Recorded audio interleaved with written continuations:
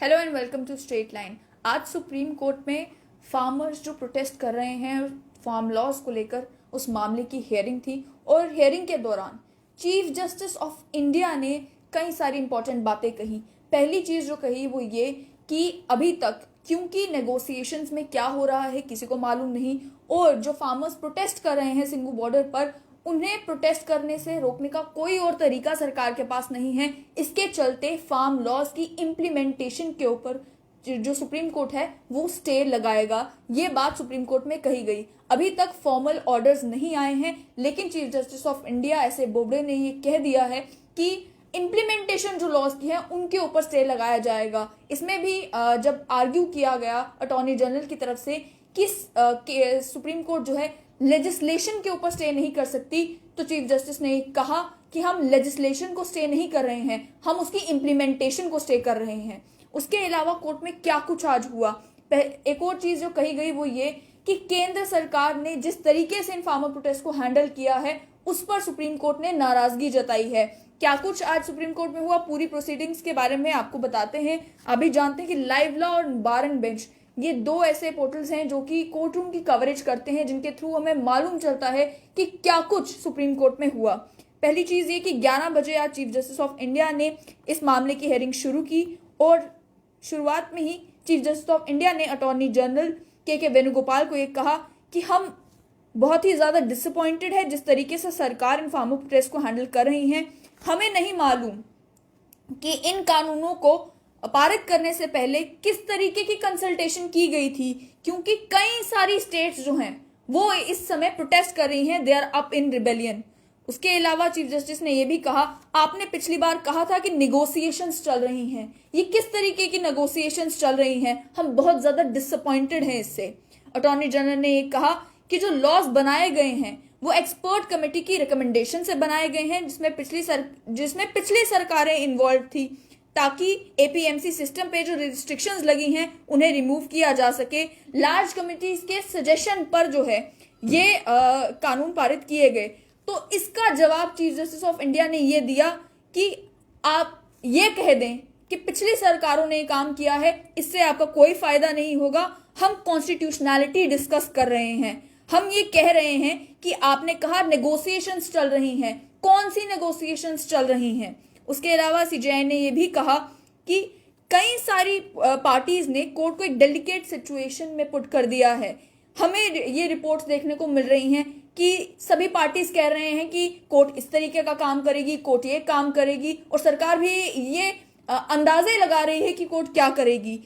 ये अंदाजे लगाना ना ही सरकार का काम है ना पॉलिटिकल पार्टीज का काम है। सुप्रीम कोर्ट वही करेगी जो उन्हें ठीक लगता है। ये कहा सुप्रीम कोर्ट ने कि हमारी इंटेंशंस ठीक हैं, हमें एमिकेबल सोल्यूशन चाहिए इस प्रॉब्लम का। इसीलिए हमने पूछा था कि आप लॉज को होल्ड पर क्यों नहीं रख देते।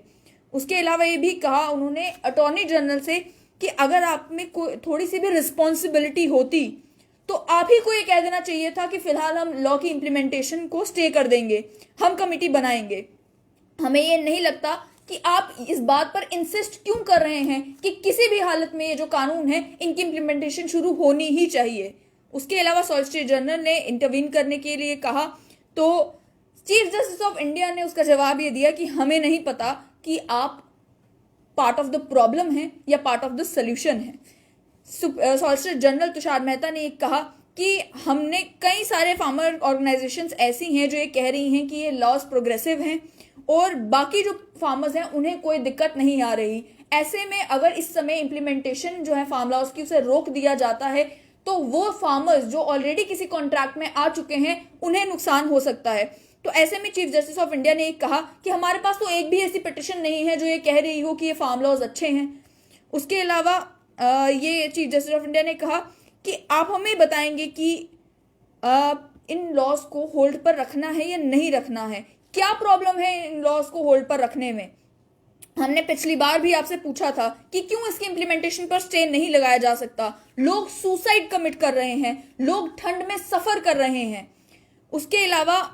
यह भी नहीं समझ आ रहा कि बुजुर्ग और महिलाएं क्यों इस प्रोटेस्ट का हिस्सा हैं, जिसके जवाब में जो फार्मर यूनियन थे उनके भी एक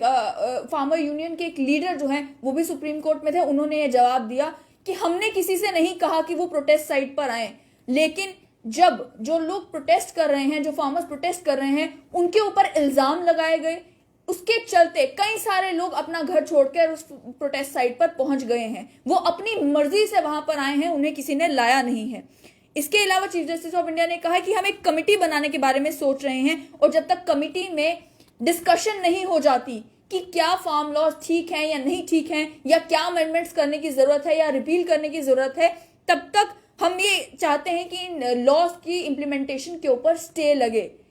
इस कमेटी के बारे में भी ये कहा गया कि कमेटी बनाना बहुत ज्यादा जरूरी हो गया इस समय में, क्योंकि फार्मर्स ये कहते हैं कि हमें ये लॉज रिपील करने हैं, हम चाहते हैं लॉज रिपील हो जाएं, और सरकार ये कहती है कि क्लॉज बाय क्लॉज डिस्कशन होनी चाहिए कि किस क्लॉज में प्रॉब्लम है, किस क्लॉज में प्रॉब्लम नहीं है। उसके अलावा ये कहा गया,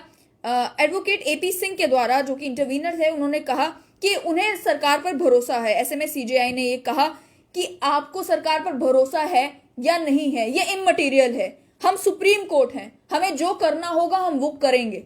उसके अलावा सीजेआई ने यह भी कहा, हमें रिपोर्ट्स ये भी आ रही हैं कि क्लॉज बाय क्लॉज डिस्कशन करने के लिए फार्मर्स जो हैं वो तैयार नहीं हैं, लेकिन हम इन प्रोटेस्ट के खिलाफ नहीं हैं, हमें समझना, और ना ही कोर्ट को कोई ये कन्विंस कर सकता है कि वो किसी को भी पीसफुल प्रोटेस्ट करने से रोकें। ये किया जा सकता है कि जो साइट ऑफ प्रोटेस्ट है, क्योंकि फार्मर्स इस समय सिंगू बॉर्डर पर प्रोटेस्ट कर रहे हैं, ठंड बहुत ज्यादा है, ये कहा कि साइट चेंज की जा सकती है, लेकिन हम किसी को पीसफुल प्रोटेस्ट करने से नहीं रोक सकते।